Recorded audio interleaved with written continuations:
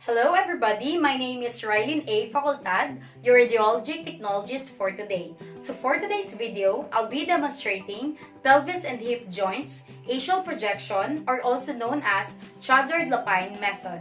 Part 1, the patient care. Good morning, ma'am. Good morning, ma'am. My name is Railyn A-Facultad, your radiology technologist for today. So, can I ask for your patient name, ma'am? Sarah Babad. Okay, date of birth, November 3, 1998. your age, 22. address. Barangay Kalamagan. Oh, okay, ma'am. Is it okay to ask, ma'am, if you are pregnant? Oh, okay, ma'am. Is it your first time to do this kind of procedure, ma'am? Yes. So, the procedure that was indicated here by your doctor, ma'am, is pelvis and hip joint axial projection, or also known as a Chassard-Lapine method. This procedure, ma'am, I'll be instructing you all throughout this. Don't worry, ma'am. So the first thing that you are going to do is to go to the changing area to change your cloth and remove all your accessories in order for us to avoid foreign bodies and other artifacts that may be happened during the procedure. Then after that, ma'am, I'll be assisting you to go to the X-ray room to do the procedure, and you will sit to the X-ray table. And after that, ma'am, I'll be instructing you to do some positions and giving you also a breathing instruction now, which is inhale, exhale. Then inhale, hold your breath for a second, then I'll be shoot. Then you can now exhale, ma'am. Okay? So I cannot provide you any blanket or pillow, ma'am, since the position that I'm going to do is sitting position only, ma'am. It would be comfortable to you, ma'am, okay? And since you have no other medical history, ma'am, so you may now proceed to the changing room to change your clothes.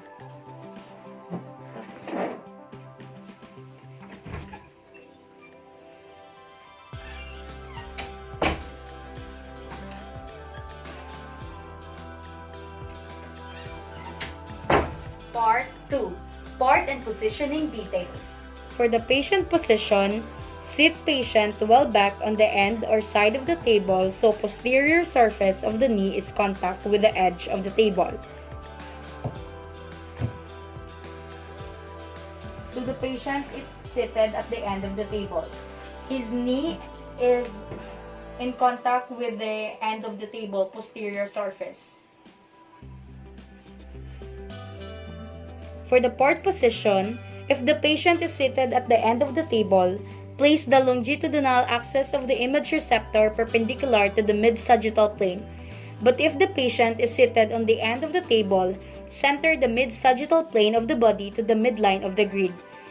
If needed, a place stool or other suitable support under the feet. So in this case, the patient is seated at the end of the table.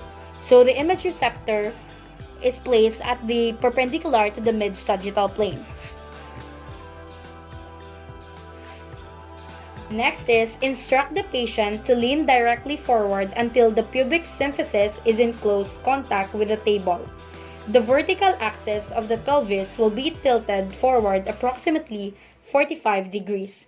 Average patient can achieve this degree of flexion without strain.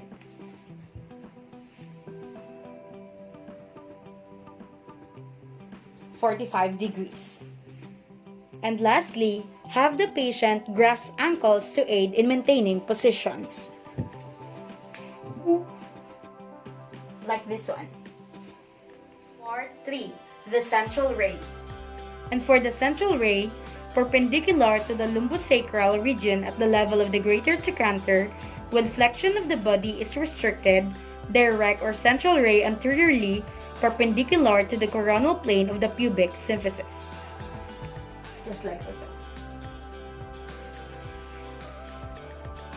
Okay, for the breathing instruction, ma'am, could you please inhale, exhale, inhale, hold your breath for a second, ma'am, shoot. Okay, ma'am, you can now release your breath, ma'am. Thank you, ma'am.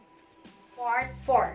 The technical factors. And for the technical factors, image receptor should be 35 by 43 cm or 14 by 17 inches. And the orientation of the image receptor, it must be crosswise. And for the kVp, analog is 80 to 85 kVp. Digital, it should be 80 to 85 kVp as well.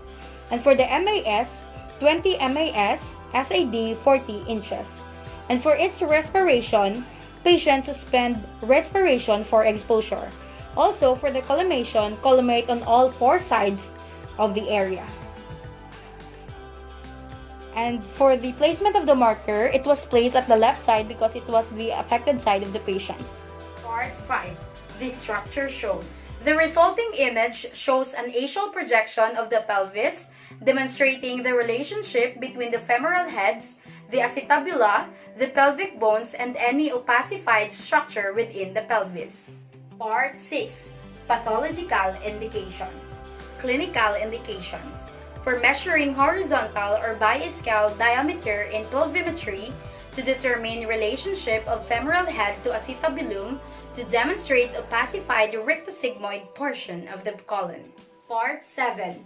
The aftercare of the patient, which is the inpatient and outpatient. So I've already checked your chart, ma'am, and there is no other procedure. I will now endorse you to the medical personnel or the nurse in charge in your station. Okay, ma'am. Excuse me, ma'am. Hello, ma'am. Yes? Okay, thank you, ma'am. So I've already informed them, so you may now change your cloth, ma'am, to the changing area. I will assist you, okay? Thank you. And so there is no other procedure, ma'am, and since this is your first time, you have no patient history, and you may now change your clothes, ma'am, to the changing area, and after that, I will endorse you to your guardian, ma'am, okay?